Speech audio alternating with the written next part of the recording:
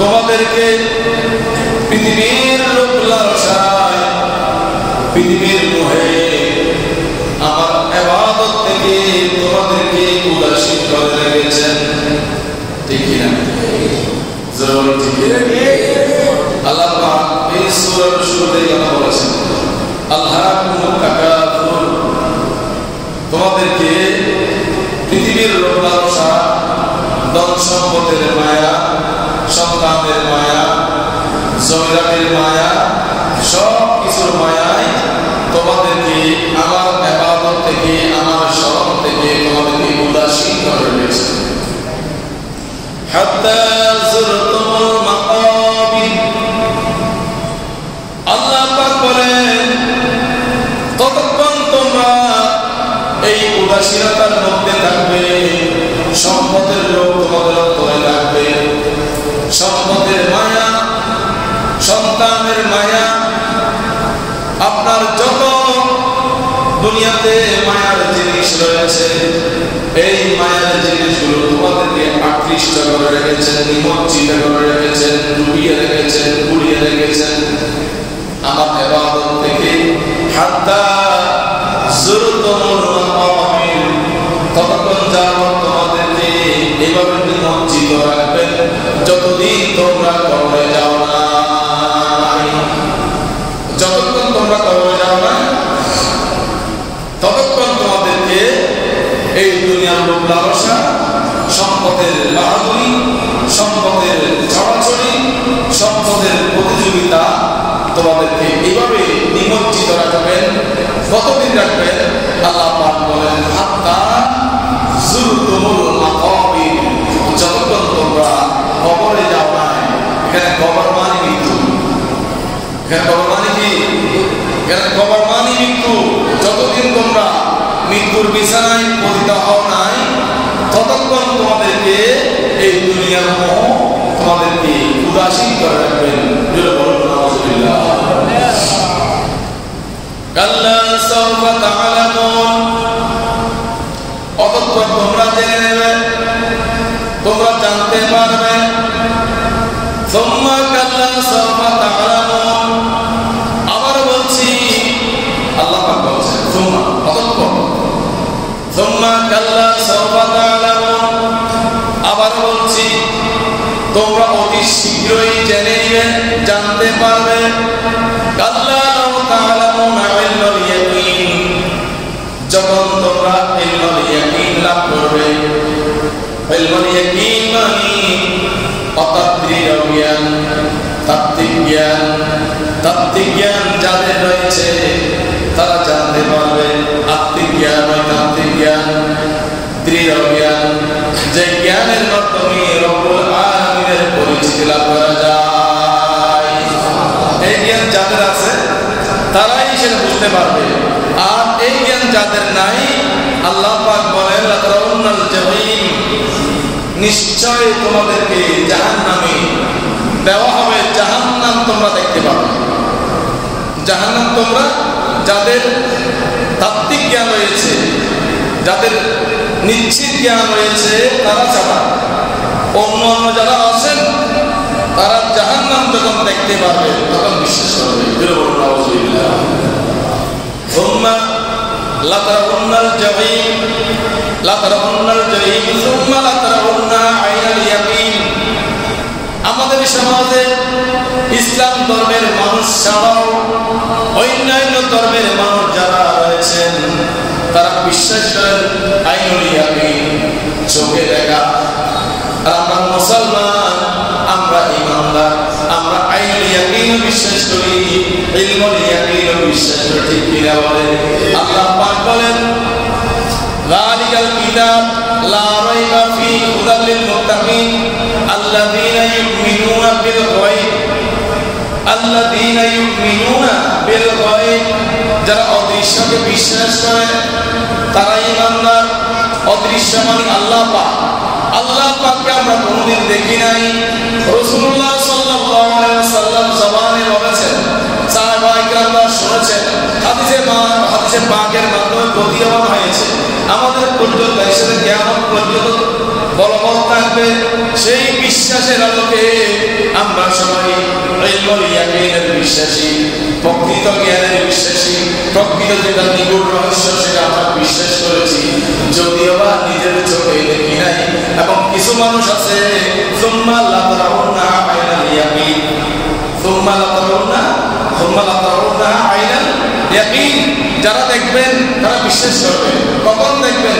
রাসূল করিম সাল্লাল্লাহু আলাইহি ওয়াসাল্লাম হাদিসে পাকের মধ্যে বলেছেন, ততক্ষণ তোমাদের মৃত্যু হবে না যতক্ষণ তোমরা তোমাদের নির্ধারিত ঠিকানা দেখতে পাবে না। অর্থাৎ যিনি জাহান্নামী সে জাহান্নাম দেখতে পাবে মৃত্যুর বিছানায়, যিনি জান্নাতি সেই মৃত্যুর বিছানায় জান্নাত দেখা ব্যতীত আল্লাহ পাক তাকে মৃত্যু দিবে না। অর্থাৎ যিনি জান্নাতি সেই জান্নাত দেখবেন মৃত্যুর বিছানায়, এখনো তার রূপ কবজ করা হয় নাই। এই সময় ওই ব্যক্তি, ওই নর নারী জান্নাত দেখতে পাবেন। আর মালাকুল মউতকে বলবে, ও মালাকুল মউত, একটু আর্লি করো, তাড়াতাড়ি করো, শীঘ্রই করো, আমি আমার ওই নির্ধারিত জান্নাত আমি দেখতে পাচ্ছি। আমার ইন্তেকালের পরে আমার কবরের মধ্যে সেই জান্নাত দেওয়া হবে। জাহান্নামী যিনি, যাকে মৃত্যুর বিছানায় জাহান্নাম দেখানো হবে, সেই বলবে, ও মালাকুল মউত, এখন আমার রূপ কবজ করিস না, আমি আমার নির্ধারিত স্থান জাহান্নাম দেখতে পাচ্ছি। ও ফেরেশতা, ও মালাকুল মউত, আমাকে একটু দেরি করো, কারণ তুমি যখন আমার রূপ কবজ করবা, রূপ কবজ করার পরে আমাকে জাহান্নামে দেওয়া হবে। সেই জাহান্নামের শাস্তি আমি অনেক ভয় করতেছি, আমি অনেক ভয় পাচ্ছি, আমি সহ্য করতে পারবো না, একটু দেরি করবে। কথা বলেন, দেরি করবে। ইযা জা আজরুহুম লা ইস্তাখিরুনা সাআতান ওয়া লা ইস্তাকদিমুন। মালাকুল মউত বলেন, দেরি করার কোনো সুযোগ নাই। আমি আল্লাহ পাকের অর্ডারের মালিক। আল্লাহ পাক আমাকে অর্ডার করেছেন তোমার রূপ কবজ করার জন্য। এখানে তোমার কাগজ বিরোধী শোনার আমার সময় নেই। আমাকে অবশ্যই আল্লাহর কথাটা মানতে হবে। তো আল্লাহ পাক বলেন, সুম্মা লাতারাউন্নাহা আইনাল ইয়াকিন, যারা দেখে বিশ্বাস করবে সেই বিশ্বাসের কোনো দাম নাই। না দেখে বিশ্বাস করতে হবে। হকুল ইয়াকিন যাদের আছে তাদের দুনিয়াও সফল, তাদের মৃত্যুও সফল, তাদের কবর জীবনও সফল, তাদের আখিরাতও সফল। সুম্মা লাতুসআলুনা ইয়াওমাইযিন আনিন নাঈম। আল্লাহ পাক বলেন, সকলের কাছ থেকে মহান রব্বুল আলামিন ফুনকানো হবে, যাররা হিসেবে মহান রব্বুল আলামিন কিয়ামতের ময়দানে সকলের কাছ থেকে হিসাব গ্রহণ করবেন। সুবহানাল্লাহ। সুম্মা লাতুসআলুনা ইয়াওমাইযিন আনিন নাঈম। এমন কেউ বাদ যাবে না আল্লাহ পাকের দয়া থেকে, কেউ বাদ যাবে না আল্লাহ পাকের হিসাবের দয়া থেকে। সবাইকে আল্লাহ পাকের সামনে হাজির হয়ে পুঙ্খানুপুঙ্খানু হবে। তাই সে কতক্ষণ ঘুমিয়েছে, সে কতক্ষণ ইবাদত করেছে, সে কতক্ষণ মোবাইলের পিছনে ব্যয় করেছে, সে কতক্ষণ ইউটিউবের মধ্যে ব্যয় করেছে, সে কতক্ষণ পর্নোগ্রাফি দেখেছে, সেই কতক্ষণ আল্লাহ পাকের নাফরমানির মধ্যে লিপ্ত ছিলেন, সেই কতক্ষণ জানার মধ্যে লিপ্ত ছিলেন, সেই কতক্ষণ সমালোচনার মধ্যে লিপ্ত ছিলেন, সেই কতক্ষণ মিথ্যার মধ্যে লিপ্ত ছিলেন, সেই কতক্ষণ ঘুষ দিয়েছিলেন, সেই কতক্ষণ ঘুষ খেয়েছিলেন, সেই কতক্ষণ মানুষের গীবত করেছেন, আপনার সমালোচনা করেছেন। এইভাবে সব কিছুর হিসাব মহান রব্বুল আলামিনের সামনে পুঙ্খানু দিয়ে মানুষকে তার নির্ধারিত স্থানের মধ্যে মহান রব্বুল আলামিন পতিত করবেন, নিক্ষেপ করবেন। সুবহানাল্লাহ। কেউ আসতে পারবে? হাদিসের ভাগে মধ্যে আমরা সাথে বলেছেন, তিনটি বিষয়ে হিসাব না দেওয়া পর্যন্ত কোন মানুষ আল্লাহর সামনে থেকে এক চুল পরিমাণ এগোতে পারবে না। কয়টা হিসাব? তিনটা হিসাব। নম্বর 1, বান্দা, আমি তোমাকে যে নিয়ামত দিয়েছি সেই নিয়ামত কিভাবে অর্জন করেছো। 2 নম্বরে, আমি আল্লাহ পাক তোমাকে যে নিয়ামত দিয়েছি সেই নিয়ামত কোন পথে তুমি ব্যয় করেছো। এবং 3 নম্বরে, মহান রব্বুল আলামিন বলবেন, বান্দা তুমি আমার সাথে কেন শিরক করেছো। জোরে বলুন নাউযুবিল্লাহ। এই 3টা প্রশ্নের উত্তর না দেওয়া পর্যন্ত রব্বুল আলামিনের সামনে থেকে কোন বান্দা এক চুল পরিমাণ এগোতে পারবে না। সেই কিয়ামতের ভয় আমাদের অন্তরে আছে না নাই? আছে, অনেকের আছে, অনেকের নেই। তাকে মিথ্যা বলতো না, কথা বলেন না। থাকলে সর্ব সম্পদ দিত, কথা বলে। থাকলে যে মানুষকে কষ্ট দিত জবানের মাধ্যমে, হাতের মাধ্যমে, আমরা যে মানুষকে কষ্ট দিচ্ছি কিয়ামতের ময়দানে আল্লাহর সামনে দাঁড়াতে হবে। আল্লাহ বলেন কি বলতে চান বলেন? আমি কি হিসাব দেবো? আল্লাহ কি হিসাব দেবো আপনার সামনে?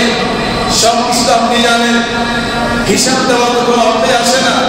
আমার জীবনটা আমি একেবারে বরবাদ করে দিয়েছি, আমার ভালো মন্দ সব কিছু আল্লাহ পাক আপনি জানেন। তো আল্লাহ পাক বলেন আমি জানলেও তোমার কাছ থেকে জিজ্ঞাসা করে, তোমার কাছ থেকে তোমার ভিতরটা আউট করে আজকে কিয়ামতের ময়দানে সকলের মানুষের সামনে তোমার ভিতরটা, তোমার ভিতরে কি ছিল সেটা আউট করে দেবো। সুবহানাল্লাহ। আল্লাহ পাক সব কিছু জানেন কি জানেন। সেই জন্য আপনি মনে রাখবেন, আপনার জবানে আপনি হয়তো হাস্য রস হিসেবে মানুষকে আপনি কষ্ট সুলভ আপনি আচরণ করলেন, হাস্য রস হিসেবে আপনি হেসে কথা বলেছেন, ঠিক আছে, কিন্তু এই কথাটা তিনি হাস্য হিসেবে নেন। আপনি যাকে বলেছেন তিনি হাসি পাতেও হিসেবে নেয় নাই, তার মধ্যে এসেছে কষ্ট এসেছে, আপনি আনন্দ লাভ করেছেন, আপনি আর কয়েকজনকে আনন্দ দিয়েছেন, কিন্তু যাকে বলেছেন তিনি কিন্তু এই কথাটি সরাসরি পেলেন, তিনি অন্তরের দিকে পেয়েছেন, কষ্ট হয়েছেন। তাকে আল্লাহর সামনে জবরা জবরা হিসাব সেটা ব্যাপারে দিতে হবে। জোরে বলুন আল্লাহ পাকের সামনে, আল্লাহ পাকের দ্বারা থেকে কেউ বাঁচতে পারবে না।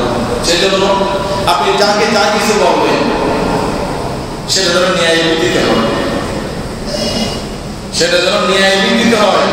যদি তাকে মিথ্যা বলা দেওয়া হয়, এটা বলবেন মিথ্যা এক জিনিস, গীবত এক জিনিস, মিথ্যা হবার আরেক জিনিস। মিথ্যা আপনার গীবত মানে আমি চুরি করেছি, আমি চুরি করার পরে আপনারা আমার এই চুরি সম্পর্কে জানতে পেরেছেন, আপনারা আমার গীবত করেছেন, আপনারা আমার বদনামি করেছেন, হুজুর চুরি করেছেন। আমি কিন্তু সেখানে ছিলাম না, উপস্থিত ক্ষেত্রে আমি ছিলাম না, কিন্তু আমি চুরি করেছি সেটা বাস্তব, আমি চুরি করেছি সেটা বাস্তব। সেই কথাটি আমি শুনলে, জনসম্মুখে আপনি যাদেরকে বলছেন সেটা আমি শুনলে আমি মনের মধ্যে কষ্ট পেলাম কিনা, যদিও বাস্তব, যদিও বাস্তব, আমি চুরি করেছি বাস্তব, আপনি বলতেছেন সেটাও বাস্তব, আমি শুনতেছি সেটাও বাস্তব, এরপরে এই কথাটা শুনলে আমি মনে কষ্ট পেলাম কিনা, কথা বলেন।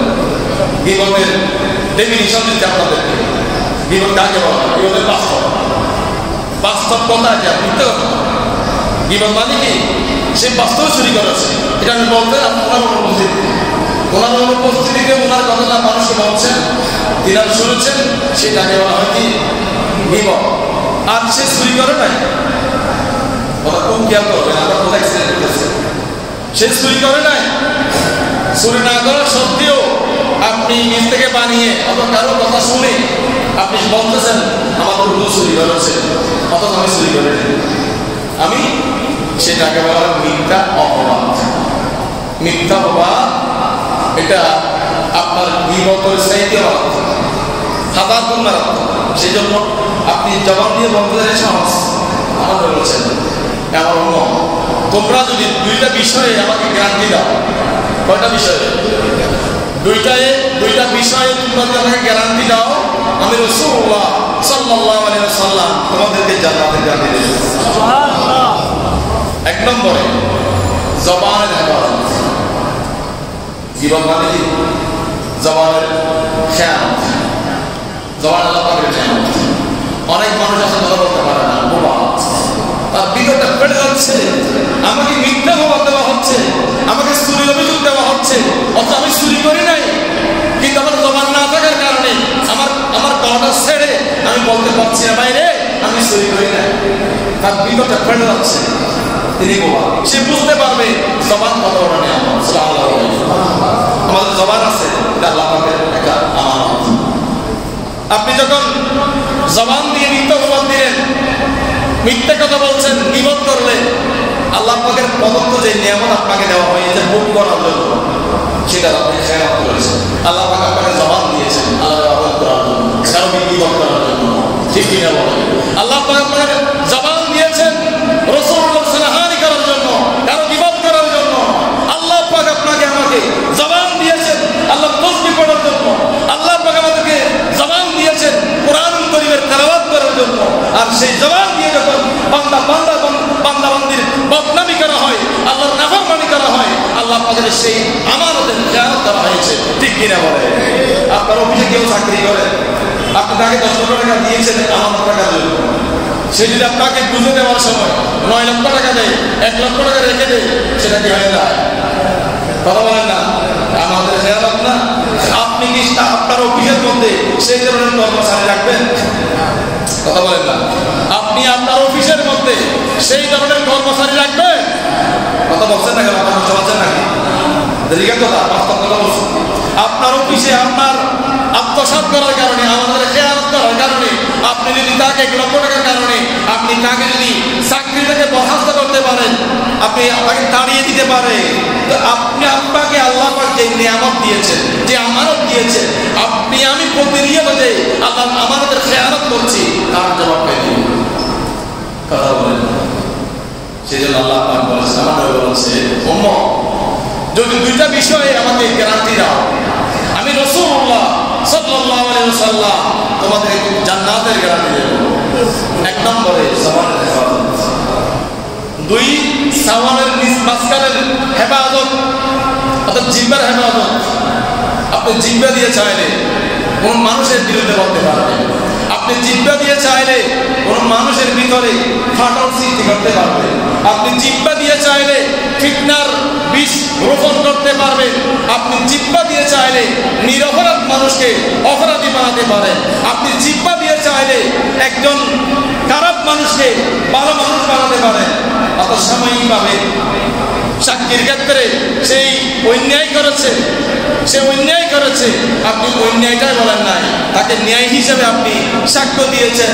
যিনি ন্যায়কারী, ন্যায়পরায়ণ, ন্যায়ের মধ্যে ছিলেন, সে অপরাধী হয়ে গেছে। কিসের মাধ্যমে? কথা বলেন, কিসের মাধ্যমে?